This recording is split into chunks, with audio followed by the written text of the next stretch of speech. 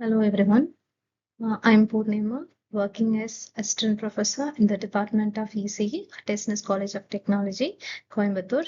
In this lecture video, we are going to discuss frequency modulation. It's a type of angle modulation in analog communication. So frequency modulation. As you can see, in analog communication system, the continuous wave modulation is divided into two categories: amplitude modulation and frequency modulation. The frequency modulation comes under the category of angle modulation, and one more angle modulation scheme is phase modulation. So angle modulation, angle is nothing but the phase and frequency is together called as angle. So phase is nothing but the position of the signal at the time is called as phase, and the number of cycles per second is called as frequency, and strength of the signal is denoted as amplitude of the signal. So why FM over AM? As we know that in amplitude modulation, the message, the information is present at the amplitude portion of the AM signal, and noise can easily affect the amplitude portion of any signal.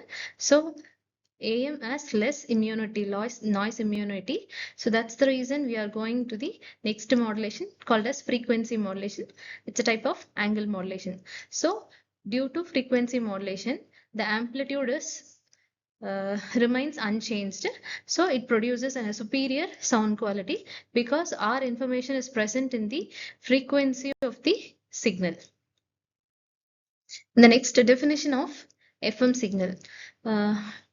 According to the amplitude of the message signal, the frequency of the carrier signal is varied, is known as frequency modulation. So message is a low frequency signal and carrier is high frequency signal. Therefore, frequency of the carrier is varied according to the instantaneous amplitude of the message signal is called as frequency modulation. So next, representation of FM signal. It has three signals. The first one is nothing but our information signal, that is message signal or modulating signal. As we know, our message signal is a low frequency signal, so it has longer time period. And the next signal is nothing but our carrier signal. It's the high frequency signal. So we are going to modulate this carrier signal according to message signal called as modulation. And the third signal is nothing but frequency modulated signal. So in the third graph, you can see, compare third graph with first signal. At the positive off cycle of message signal, the resultant signal has high frequencies. So you can see number of cycles are much higher than the second carrier signal.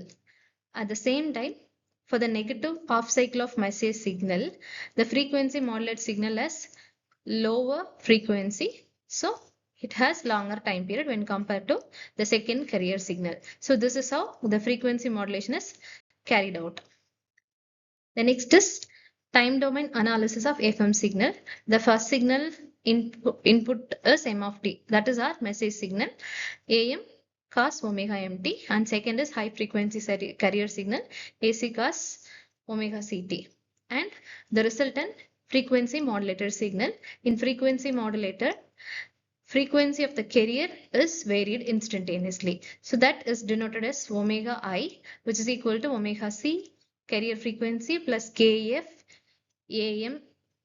Kf is nothing but frequency sensitivity factor, and AM is nothing but message signals amplitude. So in this equation, you can detailedly see that S of t is nothing but frequency modulated signal. In the right hand side, AC, it's nothing but amplitude of the carrier, and cos of 2 pi fct. 2 pi fct is frequency of the carrier. So this frequency of the carrier is varied according to the message signal, that is given as kf into integral of m of t. So message is integrated to get the phase angle of the signal, and kf is nothing but frequency sensitivity factor. So this is the FM equation. So when you do the substitution and integration, you'll get the final equation that is called as FM. FM of t is equal to AC cos omega ct plus beta sine omega mt. The beta is nothing but modulation index of FM. So using this beta, we have two types of FM. If beta is lesser than 1, then we'll get narrowband FM. If beta greater than 1, we'll get wideband FM. Next is bandwidth calculation. Narrowband FM signal has three components: carrier, upper sideband and lower sideband. So when you do upper sideband minus lower sideband, you will get the bandwidth, and the bandwidth for narrowband FM will be 2 FM. For wideband FM, theoretically it has infinite frequencies, therefore the bandwidth will be infinite. For the practical calculations, we can use Carson's rules to calculate the wideband FM bandwidth. So that will be like 2 into beta plus 1 times FM. Next is power calculation. Since the frequency of the carrier only altered, that is modulated, and amplitude of the carrier keeps unchanged, therefore the resultant signal has amplitude AC. Therefore, the power will be amplitude square by 2, that is AC square by 2. So this is the transmission power of FM signal. Thank you all.